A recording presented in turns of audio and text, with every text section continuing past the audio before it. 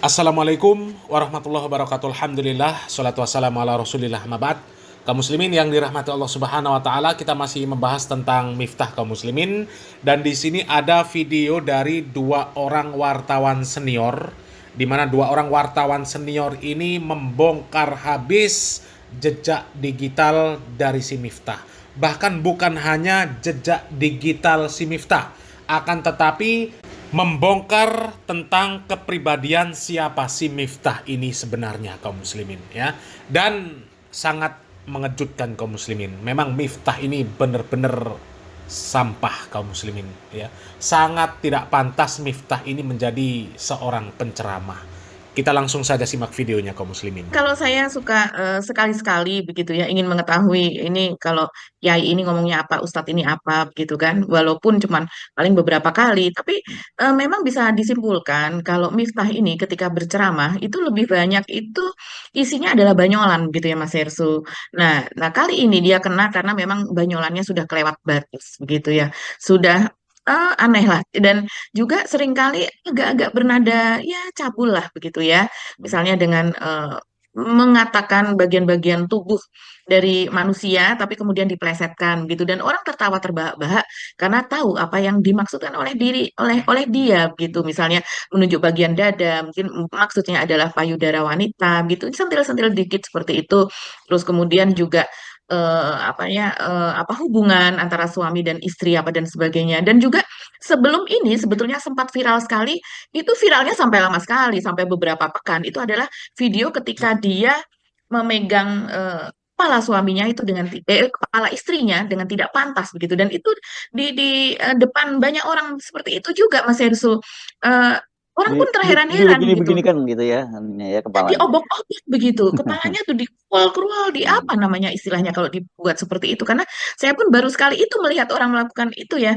Biasanya kalau seandainya kita gemas tapi tidak dengan yang cukup keras seperti itu Mas Hersу, kan ketika itu banyak sekali yang menonton dan kemudian sempat rame dan viral juga, tapi memang tidak sekeras yang seperti sekarang. Dan saya heran ketika itu Mas Hersu, mungkin karena ini hubungan suami istri yang agak aneh ya. Netizen pun menganggapnya demikian. Jadi saya pikir hanya beberapa hari itu sudah hilang. Ternyata tidak. Sampai beberapa pekan itu masih berseliweran video tersebut begitu. Jadi memang tapi ketika itu kan ya mungkin dianggap itu sebagai hubungan pribadi ya dengan istrinya sendiri, istri yang menerima, kenapa kita harus ribut, mungkin seperti itu. Tapi kalau kali ini jelas ini orang melihatnya ini adalah contoh yang tidak beradab begitu ya, apalagi dilakukan seorang pemuka agama, selama ini dianggap sebagai pemuka agama bagi mungkin bagi jamaahnya atau bagi orang sekitarnya atau bagi Mulyono dan anaknya dan Gibran seperti itu kan. Tapi ya kalau bagi sebagian orang mungkin seperti saya, seperti Mas Hersu, tentu tidak menganggap dia sebagai seorang yang pantas untuk dicontoh, apalagi menganggap dia sebagai ulama. Kita pun dari dulu kalau membicarakan soal Miftah ini orang apa ya gitu kan, agak aneh nih sosok ini nih gitu, baik dari latar belakangnya dari apa. Beberapa tahun yang lalu juga sebetulnya sudah sempat rame, yaitu ketika dia sesudah Deddy Kobuse itu kan menjadi mualaf dari dengan bimbingan Miftah ini Mas Hersu, dan kemudian sesudah itu cukup ramai ketika kemudian orang tahu bahwa Miftah ini berasal dari Lampung dan ada orang yang menemui orang tuanya, mewawancarai orang tuanya, begitu juga dengan saudaranya yang ada di sana, memotret rumahnya juga ketika itu cukup ramai di media dan juga dimuat di tidak hanya di media sosial begitu ya. Dan kemudian di situ diwawancara ketika ya mungkin karena orang tuanya adalah petani begitu jadi cukup lugu. Kemudian ketika ditanya apakah suka anaknya ini yang sekarang sudah terkenal, Miftah Maulana ini berkunjung ke desanya kembali, orang tuanya mengatakan bahwa jarang sekali begitu. Bahkan agak lebih detail, wartawan juga menanyakan soal keuangan gitu ya, soal ekonomi, apakah suka dikirimi oleh anaknya apa dan sebagainya gitu. Dan kemudian ada kesimpulan bahwa dia kurang mengurusi orang tuanya, kurang lebih seperti itu. Padahal kita tahu ketika itu dia berceramah itu sudah sampai ke istana kan, ketika itu sudah dekat dengan Jokowi juga, dengan para artis, dengan tokoh-tokoh seperti itu Mas Ersu. Jadi memang kontroversial dari sejak dulu. Dan ketika awal-awal dia muncul yaitu dengan dia berceramah di klub malam seperti itu kan, di mana alasannya adalah ya karena tidak ada ulama atau tidak ada kiai yang mau masuk ke klub malam dan kemudian berceramah gitu sesudah mereka selesai bekerja, para wanita malam itu selesai bekerja begitu ya, sehingga akhirnya dia diterima menurut dia demikian, karena para wanita di situ menganggap ya kalau yang lain tidak mau, ini yang mau, ya udah kita ikuti saja begitu. Nah, itulah mulai keterkenalan dari Miftah ini, dan kemudian dipanggil dengan Gus berikutnya itu adalah karena itu awalnya si Mas Hersu. Nah, sosok-sosok yang seperti ini di masa Jokowi ini memang cepat sekali menjadi terkenal. Sosok yang kontroversial, sekuler, senang ya, berbicara agak-agak cabul seperti itu, bercanda-canda yang candanya kalau kalau mungkin orang Jogja bilang gojek kere gitu ya. Gojek kere ini apa, bercanda yang di kalangan bawah begitu ya, yang candaannya menyerempet-nyerempet segala sesuatu yang sebenarnya agak tabu kalau seandainya kita berbicara di depan banyak orang, tapi biasanya di kalangan tertentu yang mereka bercakap seperti itu begitu.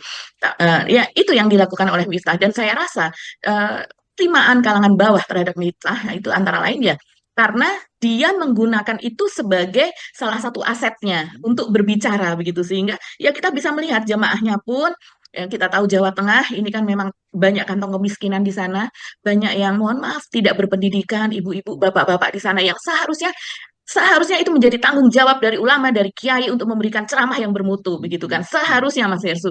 Tapi mungkin ya kelemahan itu justru dijadikan sebagai aset untuk bagaimana supaya saya diterima, memiliki banyak jamaah. Kalau ceramah bahkan ratusan sampai ribuan orang datang, yaitu apa, membuat frekuensi yang sama, apa, kosakata yang sama dengan mereka, dan membuat candaan-candaan yang walaupun itu intim dan sebetulnya tidak proper begitu ya Mas, dan tidak mencerdaskan begitu kan, ya akhirnya jadinya seperti ini.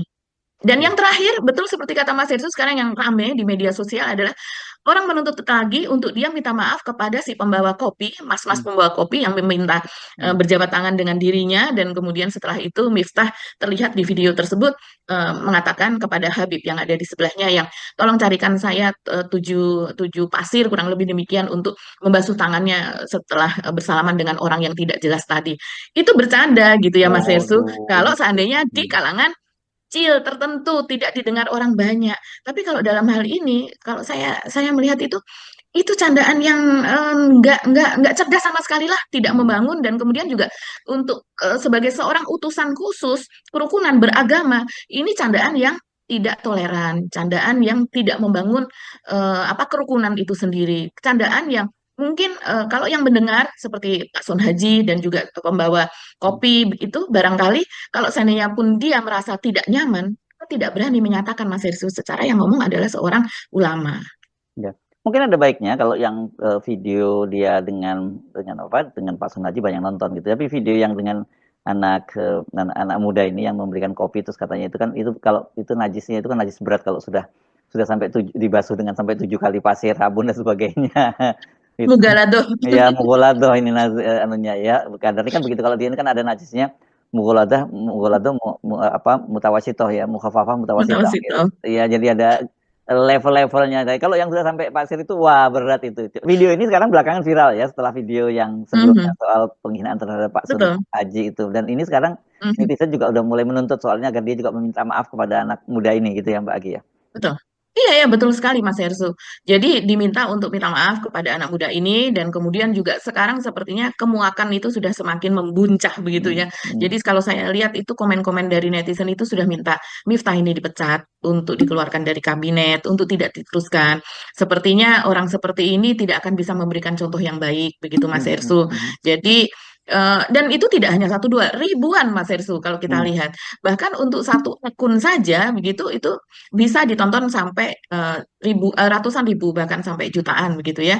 Dan kemudian berkomentar itu juga ribuan yang meminta supaya Pak Prabowo untuk segera memecat Miftah ini. Seandainya ada yang menulis seperti ini netizen, ini seperti yang kita lihat ya, misalnya siapa yang setuju Miftah ini dicat, siapa yang setuju bahwa Miftah ini tidak lagi berada di kabinet.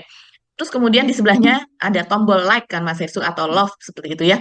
Itu bisa sampai puluhan ribu, bahkan bisa lebih begitu ya, sampai ratusan ribu. Yang padahal itu adalah like untuk komen ya, untuk sub komen gitu. Bukan like untuk unggahannya itu sendiri. Untuk Hmm. unggahannya itu sendiri kalau seninya sampai sebanyak itu wajar. Tapi ini untuk komen saja itu bisa ratusan ribu, dan itu tidak hanya satu komen saja yang di like seperti itu. Jadi artinya keinginan supaya sosok-sosok seperti Miftah ini seperti tidak ada orang lah begitu ya. Indonesia ini penuh penuh dengan orang pandai, penuh dengan orang pintar, berwawasan, beretika, beradab, bisa memberikan contoh baik dari segi keluarganya, tutur katanya, perilakunya begitu. Jangan sesuatu yang ya gojek-gojek kere seperti ini, berkata-kata yang semi-semi cabul kemudian malah menjadi panutan, dan orang akhirnya itu menjadi normalisasi, Yes. normalisasi kecabulan, normalisasi, dan akhirnya orang mencontoh. Ini kan contoh kepada anak muda. Kenapa Miftah di hire? Karena dia usianya masih relatif muda, masih 40-an, menjadi contoh dari orang-orang jamaahnya juga banyak yang berusia 20-an, 30-an. Itu kan menjadi contoh untuk bagaimana tumbuh dan cara berkata-kata dari masyarakat kita. Oke, saya jadi tertarik untuk mendalami bagaimana ceritanya orang seperti dia, kemudian bisa masuk ke dalam pergaulan elit begitu ya. Tadinya kan awalnya itu kelihatannya di lingkungan artis, dan kemudian masuk ke kalangan politik. Dan saya jujur agak heran, tipikal seperti ini kan beda banget dengan Pak Prabowo sebenarnya. Bagaimana ceritanya dia bisa dekat dengan Pak Betul. Prabowo? Karena menurut saya bukan seperti ini yang biasanya bergaul dengan Pak Prabowo itu gitu. Nah, tapi sebelum itu kita update dulu ya yang tadi saya sebutkan tadi kan, yang sebelumnya itu sudah ada seorang Ustadz yang kelihatannya punya travel biro untuk umroh dan haji yang menawarkan untuk berangkat bulan Ramadan gitu ya, pada awal bulan Iya. Ramadan.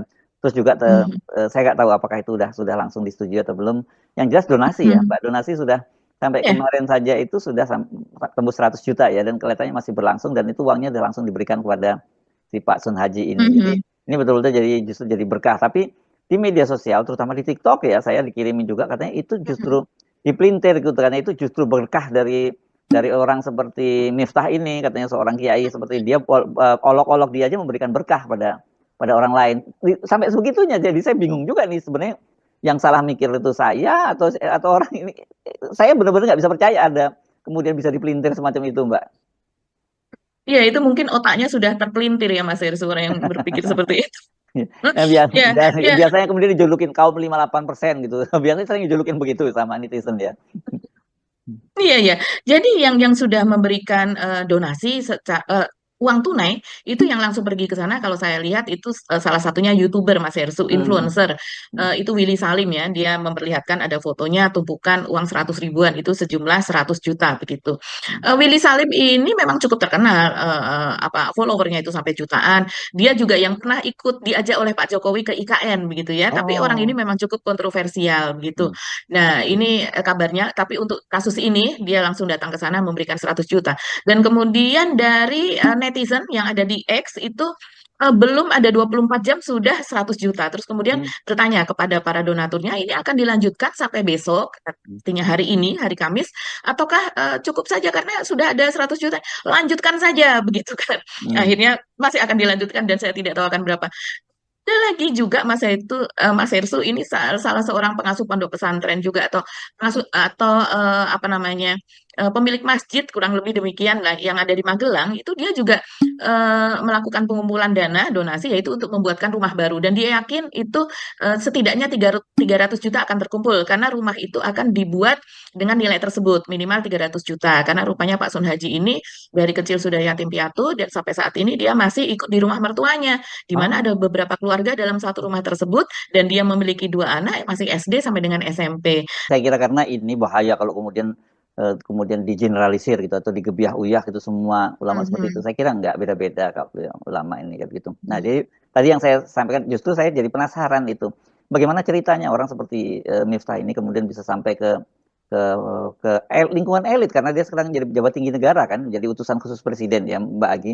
Karena kan kalau kita Betul. lihat secara keilmuannya ya sebenarnya apa ya, saya nggak mau ngomongnya nggak enak lah, tapi pokoknya Anda bisa menilai sendiri itu kelasnya seperti apa dengan gaya ceramah semacam itu. Tapi kok bisa sampai di puncak kekuasaan itu istilahnya. Dia kan mainannya dengan Pak Jokowi, dengan Pak Prabowo, kan berarti ini permainannya dengan elit politik di Indonesia gitu loh, Mbak Agi.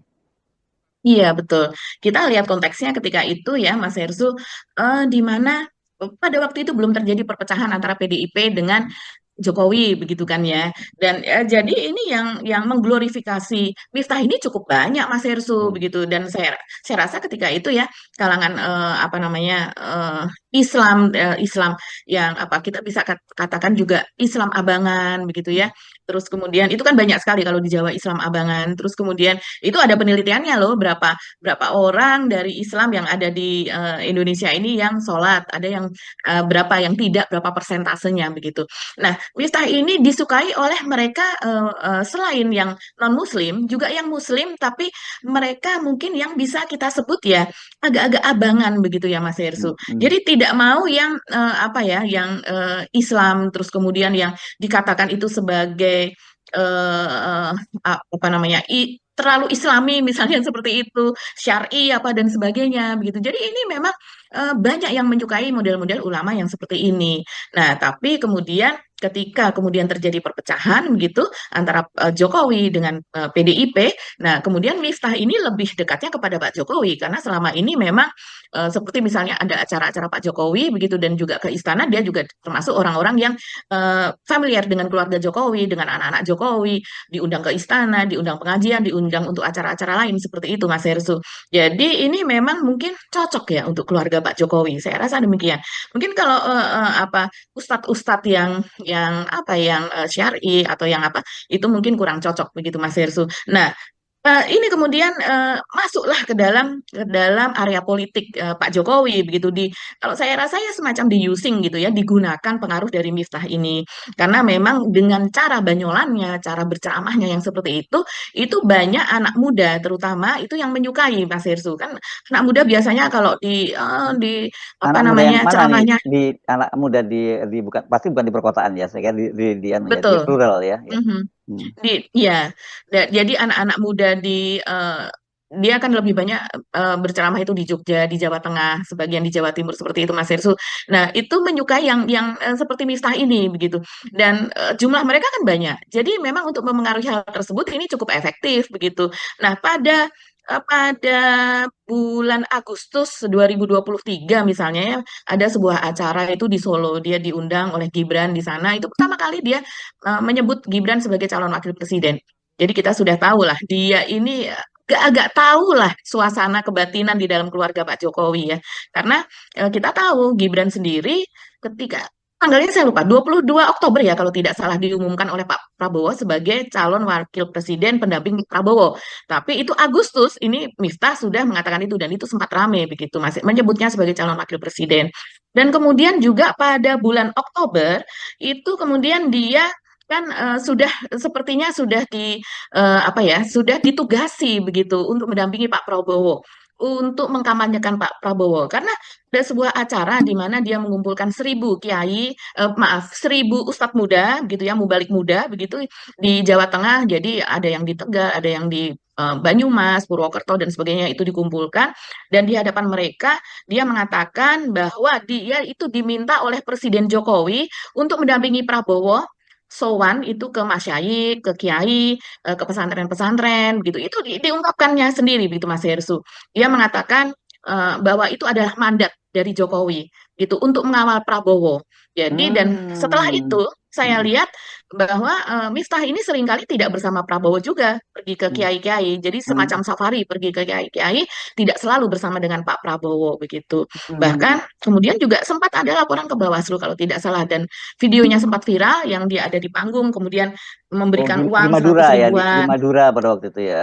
Iya, kalau tidak salah itu di Jawa Timur yang di Madura ya.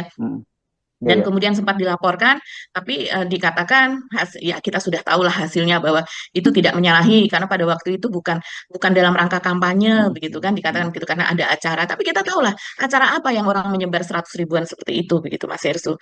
Dan kemudian juga dia sendiri yang mengatakan demikian dan sempat ramai ketika itu kita tahu ada operasi kepada para kiai, ada operasi ke pesantren-pesantren di mana videonya yang sangat viral itu salah satunya adalah ketika ada seorang kiai begitu yang di situ ada tumpukan uang kemudian dia perlihatkan orangnya yang memberikan ini sedang sholat jadi saya berani merekam gitu orangnya siapa apa Anda sudah tahulah dia mengatakan demikian dia tidak menyebut nama tapi kemudian timbul di apa namanya dugaan begitu ini adalah salah satu yang dikerjakan oleh Miftah Maulana ini, Mas Hersu, karena siapa lagi begitu ya yang bisa memberikan uang sedemikian besar, itu penalaran di kalangan netizen maupun media begitu. Walaupun kalau untuk membuktikan ya tentu si kiai itu sendiri yang harus menyebutkan nama siapa yang memberikan kepada dia gitu ya. Tapi berdasarkan clue yang dia sebutkan, orang akhirnya menebak demikian gitu. Begitu juga investasi dari beberapa media. Dan Investigasi yang mungkin ini maksudnya ya. ya maksudnya investigasi. Iya, iya sih. Investigasi dari beberapa media, salah satunya Tempo begitu. Dan kemudian sesudah itu Mas Hersu, yang kita lihat ini memang peran Miftah ini dalam menaikkan 02 yaitu Pak Prabowo dan Gibran. Saya rasa sebetulnya operasinya lebih kepada Gibran ya, Hmm. karena dia lebih dekat kepada Hmm. Jokowi begitu kan. Hmm. Sementara yang naik adalah anaknya Jokowi begitu. Jadi kalau kita lihat profilnya memang nggak ketemu nih profil seperti ini dengan Pak Prabowo Hmm. begitu kan. Begitu juga profil seperti ini dengan ajudan-ajudan Prabowo atau sekretaris Prabowo, Sespri begitu ya, atau ya kalangan dekat Prabowo yang sekarang Hmm. atau yang menjadi pengurus di Gerindra begitu Mas Hersu di DPP-nya, sepertinya nggak ketemu juga apa Hmm. namanya nggak klop ini sosok seperti ini. Klopnya ini adalah dengan keluarga Jokowi, dan ini bisa kita buktikan dengan ketika Gibran diumumkan ditetapkan oleh KPU menjadi wapres, kan pengumuman kan, real count-nya sudah di ini, dan kemudian ada penetapan dari KPU menjadi wapres, dia langsung terbang ke Magelang untuk bertemu dengan Miftah Maulana ini. Jadi maksudnya terbang ke Yogyakarta, ke pesantren di Kalasan itu, pesantren Ora Aji, dan kemudian bertemu dengan Miftah.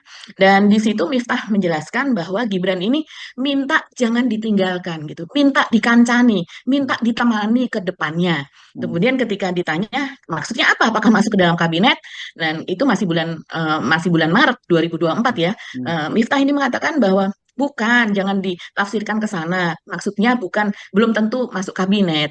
Jadi penafsirannya adalah minta ditemani saja, minta dikancani. Tapi apa yang terjadi beberapa bulan kemudian, pada bulan September, tanggal 19 September kalau tidak salah, Pak Jokowi sengaja terbang menemui Miftah ini ke Jogja, ke pesantrennya, dan kemudian katanya cukup lama melakukan pembicaraan, Mas Hersu, sekitar 1,5 jam pembicaraan tertutup dengan Miftah. Itulah kemudian timbul isu ketika itu bahwa Miftah akan menjadi Menteri Agama. Saya tidak tahu apa yang terjadi, apakah betul sebetulnya Miftah ini tadinya ingin dijadikan Menteri Agama atau tidak, begitu ya.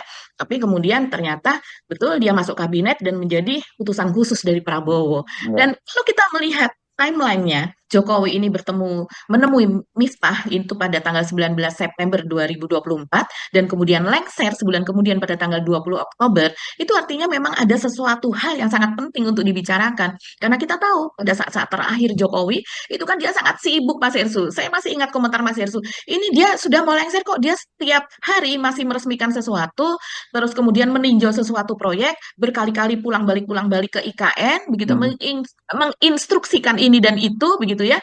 Jadi masih sangat sibuk sekali. Bahkan Jokowi mengatakan bahwa sehari sebelum apa namanya lengser menjadi presiden itu bahkan masih akan terus bekerja gitu pada tanggal 19 Oktober katanya begitu. Tapi dia sempat pergi ke Jogja hanya untuk bertemu dengan Miftah dan melakukan pertemuan tertutup. Jadi memang ini adalah seseorang yang sangat penting ya untuk Jokowi maupun untuk Gibran. Dan tidak heran kemudian 1 bulan sesudah pertemuan dengan Jokowi dia masuk ke dalam kabinet. Jadi ya wajar kalau kita menduga dia adalah salah seorang titipan dari Jokowi. Apalagi Gibran sendiri meminta agar supaya Miftah ini menemani dia. Jadi kalau orang yang semacam ini yang diminta oleh keluarga Jokowi, ya kita jadinya ya makin tahulah bagaimana apa namanya, kalau seandainya masih tetap berada di dalam kabinet, wajarlah netizen itu meminta supaya dia segera dikeluarkan dari kabinet, Mas Hersu, karena ini akan membawa semacam virus Mulyono begitulah di dalam kabinet. Tapi kelihatannya berat ya, karena kan sejauh ini bukan hanya dia, sebenarnya banyak sekali orang yang ada di titipan Mulyono yang ada di kabinet, dan itu yang membuat Pak Prabowo sulit untuk bergerak cepat gitu ya, karena harus lakukan kompromi itu.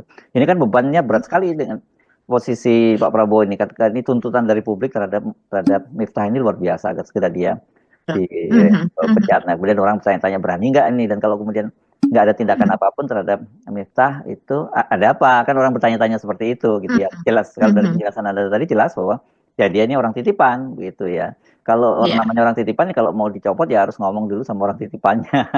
Sama seperti dengan kasusnya Budi Ari beberapa waktu yang lalu yang heboh soal judol kan ya Mbak Agi, kan desakan dari publik untuk dicopot itu kan sangat kencang ya, tapi sampai sekarang kan dia sudah tetap aman-aman saja gitu.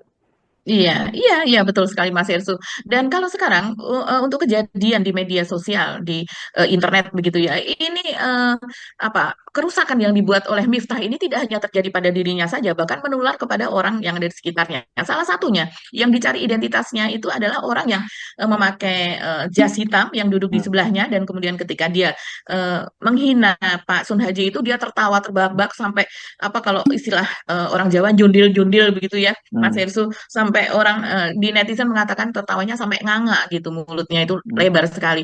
Nah, ini ternyata setelah dicari itu sampai dicari Mas Hersu, siapakah orang ini, siapa yang bisa memberitahu saya begitu ya, siapa namanya, apa akun media sosialnya.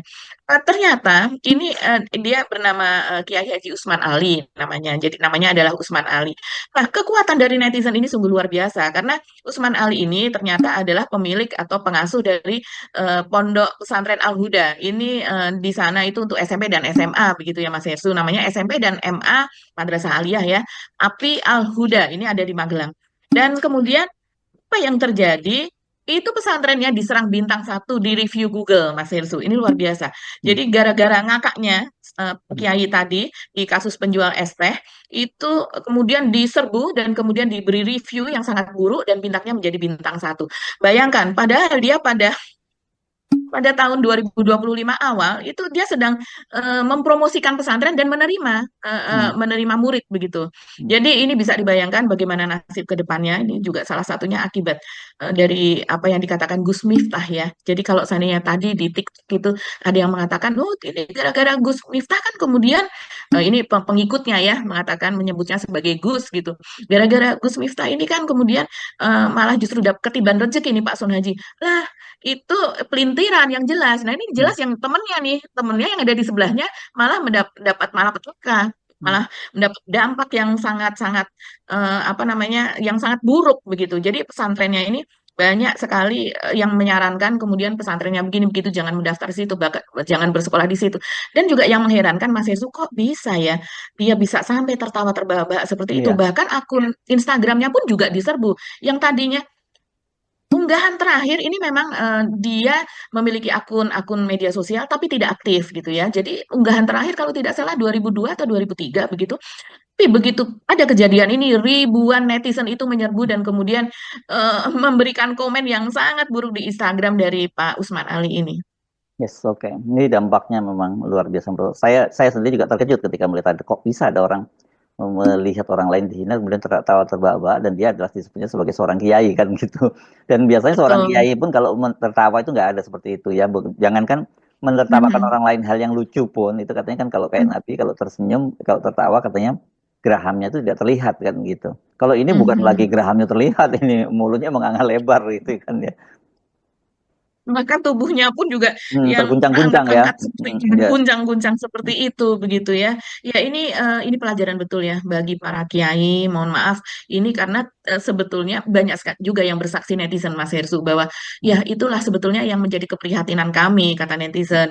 Karena seringkali kiai kalau di daerah gitu terutama karena ini yang memberi apa kesaksian adalah orang Jawa, dia mengatakan kiai di Jawa itu banyak yang mengikuti cara berceramah yang seperti dilakukan oleh Gus Miftah ini, Mas Hersu. Ini pelajaran buat kita bahwa ya apa untuk perbaikan ya Mas Hersu, bagaimana cara berceramah, bisa mencontoh apa yang dilakukan oleh ulama-ulama yang lainnya. Bercanda-bercanda, tapi bukan bercanda yang menghina secara fisik, menghina pekerjaan, terus kemudian juga gender, kemudian seksis begitu ya Mas Hersu, rasis seperti itu, yang kalau diucapkan oleh orang lain itu orang akan marah, tapi ketika si kiai atau si ulama atau ustadz ini yang mengucapkan gitu di depan publik seperti itu, kok orang malah nggak marah, orang malah tertawa. Ini kan suatu keanehan gitu.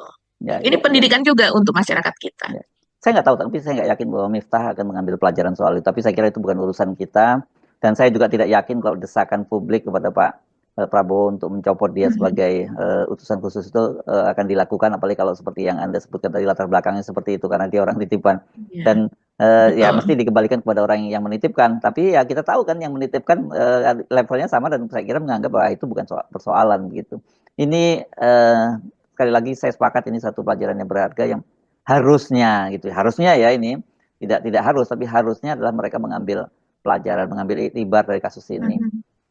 Ya, Ya, terpulang kepada mereka, kita nggak bisa memberikan tausiah kepada orang yang mengaku dirinya betul. sebagai kiai gitu, apalagi menyebut dirinya tambah Mhm. namanya Gus lagi. Wah, berat ini urusannya kalau kalau udah ada Gus dianggap nggak bisa salah gitu lagi. Mhm. Ya, ya, mungkin penyempatan itu salah satunya itu dan juga untuk menaikkan derajat Ya, kepercayaan publik mhm, kepada dirinya kan seperti itu Mas Hirsu iya, ya. oke. Bahkan juga seperti turunan keberapa begitu ya dari Iya, kiai kalau di apa? bionya dia disebutkan bahwa kiai keturunan ke-9 dari Kiai Besari di Ponorogo atau apa begitu. Nah, kita kan nggak tahu. Karena kalau memang netizen juga menyatakan dia ini kan anak petani biasa gitu. Siapa tahu bapaknya anak keturunan kiai yang menyamar gitu jadi petani biasa, kita nggak tahu. Gitu ya. Nah, tapi biasanya Oke. orang yang punya ilmu yang dalam itu yang tinggi ya dia tidak akan justru dia makin kan seperti peribahasa kalau padi itu semakin berisi kan makin tunduk begitu. Nah, kaum muslimin, itu tadi jejak digital dari Miftah yang dibongkar oleh dua orang wartawan senior, yaitu Mbak Anggi Beta dan Mas Heru Subeno, kaum muslimin. Yang menunjukkan bahwa Miftah ini ya benar-benar sampah, kaum muslimin, nggak ada gunanya. Ya, sudah penjilat, nggak punya adab, nggak punya sopan santun, nggak punya akhlak, kaum muslimin. Ya, dan jangankan kepada manusia, kaum muslimin. Ya, dengan Allah dan Rasulnya saja dia nggak beradab, kaum muslimin. Coba seperti ini. Apa beradab yang seperti ini, kaum muslimin? Tuku bawang kleru mrico wis kepatut sayang mong dianggap Semarang kaline budak sing disayang matane sing disayang Tipe-tipe gorengan kopi diseret sapi Amit-amit bocah saiki burung ijo wis wani ngeloni burung ijo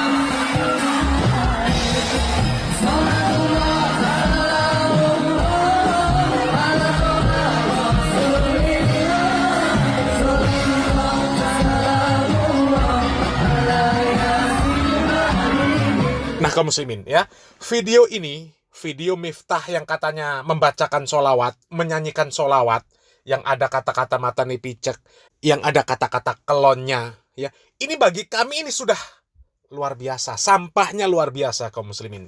Di mana syariat Islam membenarkan membaca solawat diiringi dengan perkataan-perkataan seperti itu. Ditambah lagi dinyanyikan dengan berjoget, ya, yang katanya solawat itu diiringi dengan jogetan laki-laki dan perempuan yang non mahram. Coba kaum muslimin, ya, apa pantas yang seperti ini disebut solawat? Dan yang mengherankan, kok ada orang yang mengundang, kok ada yang masih saja menganggap Miftah ini adalah penceramah, ya. Dan alhamdulillah kaum muslimin, kalau Miftah ini mengundurkan diri, ya seharusnya dipecat oleh Pak Prabowo. Ya, kok bisa-bisanya orang seperti Miftah ini diangkat menjadi utusan khusus presiden, diberikan jabatan utusan khusus presiden yang menangani masalah kerukunan antar umat beragama dan tempat ibadah. Ya, kalau diurus dengan orang yang nggak beradab, nggak berakhlak, nggak punya sopan santun, nggak punya ilmu seperti ini, gimana kaum muslimin? Ya, yang ada ya akan rusak semuanya. Nabi Muhammad SAW mengatakan, ya, seandainya sebuah urusan diberikan kepada orang yang tidak berkompeten, diberikan kepada orang yang tidak berilmu, ya, yang tidak menguasai di bidangnya, maka tunggulah kehancurannya. Ya, dan alhamdulillah, mungkin belum ada 1 bulan mungkin ya, Miftah diberikan jabatan, ya. Alhamdulillah dia sudah mundur kaum muslimin, ya. Seandainya diteruskan, maka akan lebih rusak lagi kaum muslimin. Karena sudah jelas-jelas Miftah nggak punya kapasitas di sana. Mudah-mudahan ya pemerintahan Pak Presiden Prabowo ini diberikan oleh Allah Subhanahu wa taala ya pendamping-pendamping, pembantu-pembantu yang membawa kepada kemaslahatan ya. Mudah-mudahan bermanfaat kaum muslimin. Barakallahu fikum. Wassalamualaikum warahmatullahi wabarakatuh.